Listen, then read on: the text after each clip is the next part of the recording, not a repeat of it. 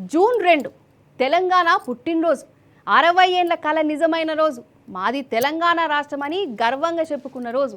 తెలంగాణను తెచ్చిన కేసీఆర్ సారు 10 ఏళ్లు తెలంగాణను పాలించండు. బంగారు తెలంగాణ దిక్కు అడుగులేయించిండు. చీకట్లో ఉన్న తెలంగాణను ఎల్తుర్లకు పట్టుకొచ్చిండు.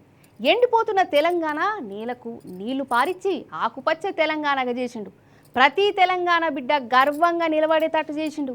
దేశానికే తువ్వ చూయించిండు. కడమ రాష్ట్రాలకు కుళ్ళు ముట్టేటట్టు పాలన చేసిండు.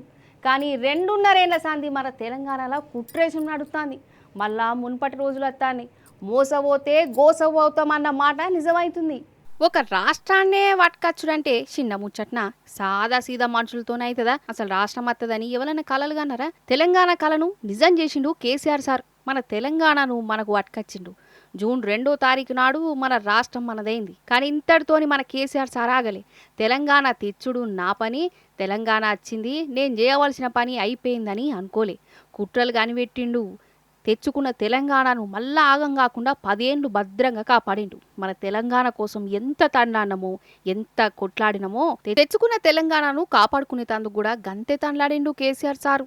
అంతెందుకు, రాష్ట్రం తెచ్చుకున్న కొత్తల్ని చంద్రాల సార్ చేసిన కుట్రేషం లోకమంతా చూసి రేవంత్ సార్తోన మూటలు మెప్పించి మన తెలంగాణను తలదించుకునేటట్టు చేద్దాం అనుకున్నారు. కానీ ఆ కేసీఆర్ సారు ఆ పాప్పులుడు కనియలే. కుట్రలు చేసే నూలను కరకట్ట అవతల దాకా పంపిండు. తెలంగాణ అత్తే చీకటైతుంది, రైతులు ఆగమవుతారు, కరెంటు ఉండదు, నీళ్లు రావు, పాలన తెలియదని ఎవరైతే అన్నారో వాళ్ళతోనే తెలంగాణ పానాలే బేసనే అనిపించిండు కేసీఆర్ సార్. కరెంటు కోస లేకుండా చేసిండు, నీళ్ళ తిప్పలు రాకుండా చేసిండు, ఆకుపచ్చని తెలంగాణగా మార్చిండు. కానీ ఇప్పుడు ఏమైంది? 2.5 ఏళ్ల సంధి కత్తి వాళ్ళది, పొడిచేది మాత్రం మనదే అని కేసీఆర్ సార్ చెప్పినట్టే నడుస్తున్నది. ఈడ కత్తి ఎవలో పొడిచేది ఎవలో సపరేట్గా చెప్పవలసిన పని లేదు.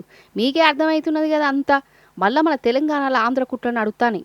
అసలు ఇప్పుడున్నది ఆంధ్ర పాలన, తెలంగాణ పాలన, పాలించేది ఆంధ్ర చంద్రాల సారా లేకుంటే కాంగ్రెస్ సర్కారా అని చాలా మందికి అనుమానాలు అత్తనే ఉన్నాయి.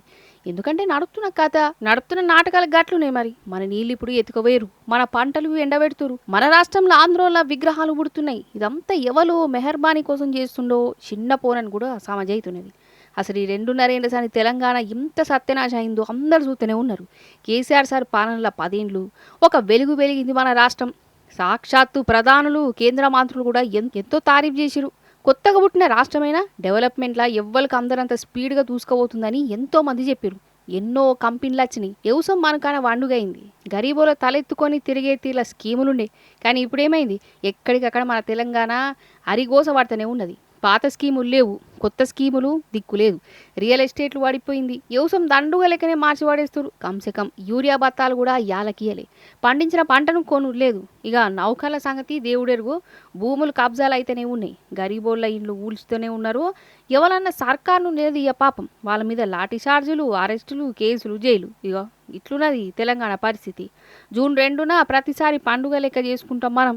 కానీ 2.5 ఏళ్ల సంధి మాత్రం కండ్ల పొంట నీళ్లు పెట్టుకొని చేసుకోవాల్సిన పరిస్థితి వచ్చింది. గిట్లనే అంటూరు ఊర్ల జనాలు.